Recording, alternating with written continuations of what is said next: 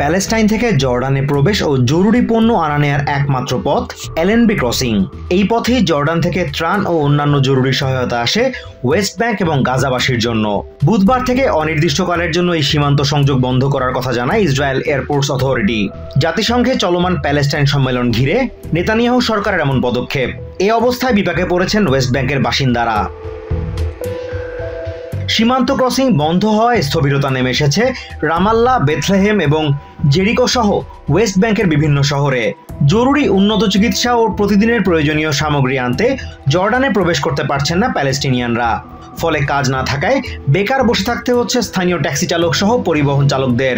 Taxi চালক রাসেম জাবেরের মতে পুরো ওয়েস্ট ব্যাংক স্থবির হয়ে গেছে। রামাল্লা, বেথলেহেম এবং জেরিকো, রাহাসহ সব শহর অচল হয়ে গেছে। কোনো পরিবহন চলছে না।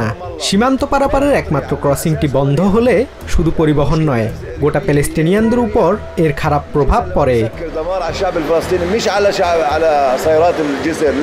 এলএনবি ক্রসিং একদিন বন্ধ থাকলেই পরবর্তীতে তীব্র যানজট তৈরি হয়, যা স্বাভাবিক হতে কয়েকদিন সময় লেগে যায়।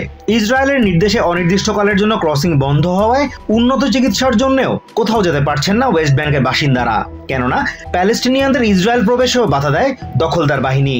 বুধবার সকাল থেকে স্টেশনে বসে অপেক্ষা করছিলেন হেব্রনের বাসিন্দা খালিদ মৃষ। ছেলে মোহাম্মদের চিকিৎসা করাতে না পারলে বড় ক্ষতির আশঙ্কা তার। প্রতিদিনের প্রয়োজন ছাড়াও মানুষ চিকিৎসার জন্য জর্ডান যায়। ক্রসিং বন্ধের এই সিদ্ধান্ত অনৈতিক। আমাদের জীবনে এর ব্যাপক ক্ষতিকর প্রভাব পড়বে।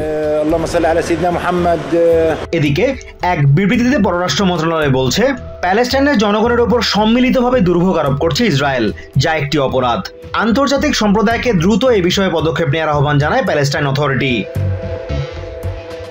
গত বৃহস্পতিবার জর্ডান থেকে আসা একটি ত্রাণবাহী ট্রাক থেকে হামলায় 2 ইসরায়েলি সেনার মৃত্যুর পর ক্রসিংটি বন্ধ করা হয়েছিল। এর একদিন পর তা খুলে দেয়া হলেও ইহুদি নববর্ষ উৎসবের ছুটি উপলক্ষে 2 দিনের জন্য আবার তা বন্ধ করা হয়, যা বুধবার খোলার কথা ছিল। ইসরায়েলি আর্মি রেডিও জানিয়েছে রাজনৈতিক নির্দেশে ক্রসিং বন্ধ করা হয়েছে। Azimur Rashid Kanak, TVN 24 news desk. New York থেকে সম্প্রচারিত টিভিএন 24 টেলিভিশন বিশ্বজুড়ে বাঙালির কণ্ঠস্বর।